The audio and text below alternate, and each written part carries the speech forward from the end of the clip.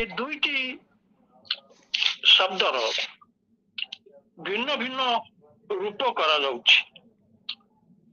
କେହି ରୋମାଣ୍ଟିକ କହୁଛନ୍ତି ସ୍ୱୈରାଚାର, କେହି କହୁଛନ୍ତି ସ୍ୱେଚ୍ଛାଚାର, କେହି କହୁଛନ୍ତି ପୁଲକବାଦ, କେହି କହୁଛନ୍ତି ରୋମାଞ୍ଚବାଦ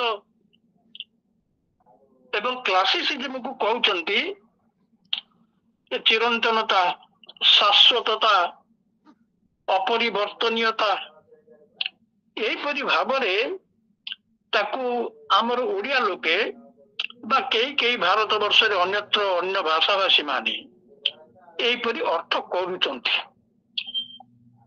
କିନ୍ତୁ ମୁଁ ଆମ ପିଲାମାନଙ୍କୁ ଏ ବିଷୟରେ ଯେ ରୋମାଣ୍ଟିସିଜିମ୍ ଏବଂ କ୍ଲାସିସିଜିମ୍ ବୋଲି ଯୋଉ ଦୁଇଟି ଇଂରେଜୀ ଶବ୍ଦ ଆମେ ସାହିତ୍ୟିକ ମତବାଦ ଭିତରେ ଦେଖୁଛୁ, ପଢୁଛୁ ବା ବିଚାର କରୁଛୁ, ତାକୁ ଅନ୍ୟ କୌଣସି ଶବ୍ଦରେ ପ୍ରକାଶ କରିଲେ ତାର ଅର୍ଥ ଠିକ ଉତ୍ପନ୍ନ ହବ ନାହିଁ।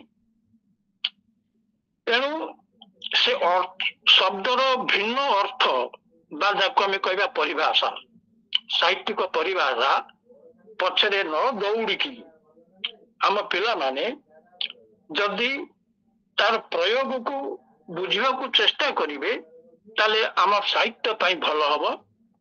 ଏବଂ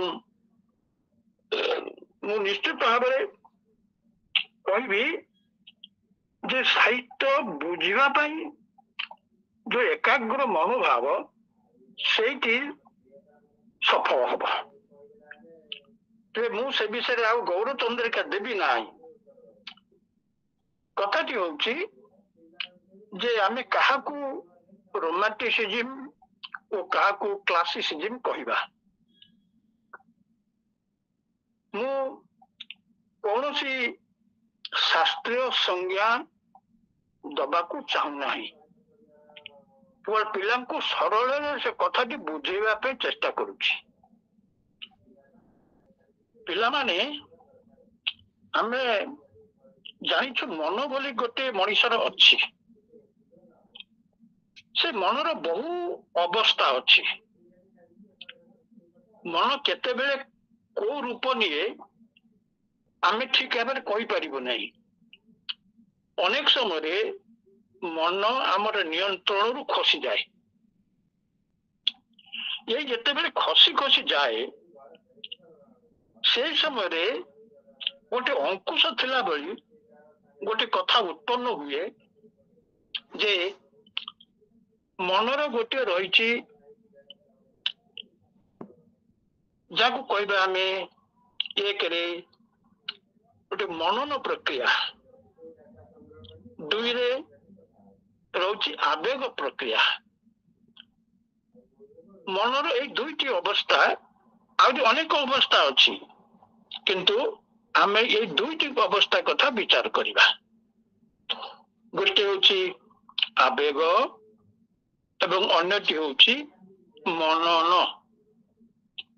ମୁଁ ତାର ଇଂରେଜୀ କଥା କହିବି। ମନନକୁ ଆମେ କହିବା ରୋମାଣ୍ଟିସିଜିମ୍, ଆବେଗକୁ ଆମେ କହିବା ରୋମାଣ୍ଟିସିଜିମ୍। ମୁଁ ଭୁଲ କହିଲି, ସଂଶୋଧନ କରିନିଅ। ଆବେଗକୁ କହିବା ରୋମାଣ୍ଟିସିଜିମ୍ ଆଉ ମନନକୁ କହିବା କ୍ଲାସିସିଜିମ୍। ଅର୍ଥାତ୍ ରୋମାଣ୍ଟିସିଜିମରେ ଅଧିକ ଆବେଗ ଥାଏ, କ୍ଲାସିସିଜିମରେ ଅଧିକ ମନନ ଥାଏ। ଆବେଗ ସହଜରେ ବୁଝିପାରୁଛ, କିନ୍ତୁ ମନନ କହିଲେ ଆମେ କଣ ବୁଝିବା? ମନନ କହିଲେ ଚିନ୍ତା କରିବା। ଆମକୁ ଗୋଟିଏ କଥା କୁହାଗଲା ବା ଆମକୁ ଗୋଟିଏ କଥା ଭାବିବା ପାଇଁ ବା ଗୋଟିଏ ବିଷୟରେ ଗୋଟେ ମତାମତ ଦବା ପାଇଁ କୁହାଗଲା, ଆମେ ଚଟାପଟିକୁ ଉତ୍ତର ଦେଇପାରୁନା, ଦେଇ ହବ, କିନ୍ତୁ ମନର ପ୍ରକ୍ରିୟାଟି ହଉଛି, ମନର ଧର୍ମ ହଉଛି ସେ କିଛି ସମୟ ନେଇଯିବ, କିଛି ଚିନ୍ତା କରିବ। ଚିନ୍ତା କରିବାର ମନେ ମନେ ସେ ବିଚାର କରିବ ତାପରେ ସେ କିଛି ଉତ୍ତର ଦବ। ଏ ଯୋଉ କିଛି କଥା ଚିନ୍ତା କରିଲା, ମନ ଭିତରେ ଗୋଟିଏ ବସ୍ତୁକୁ ବା ଗୋଟିଏ ଭାବକୁ ଏପରି ଭାବରେ ଯୁକ୍ତି ସହ ବିଚାର କରିଲା, ଯୋଉଥିପାଇଁ ତାକୁ ସମୟ ଦରକାର ହେଲା ବିଚାରବନ୍ତ ଅବସ୍ଥାରେ ବୁଦ୍ଧିର ସବୁଠାରୁ ଉତ୍କୃଷ୍ଟ ଶକ୍ତିକୁ ପ୍ରୟୋଗ କରିକିରି ସେ କଥାଟି କହିଲା।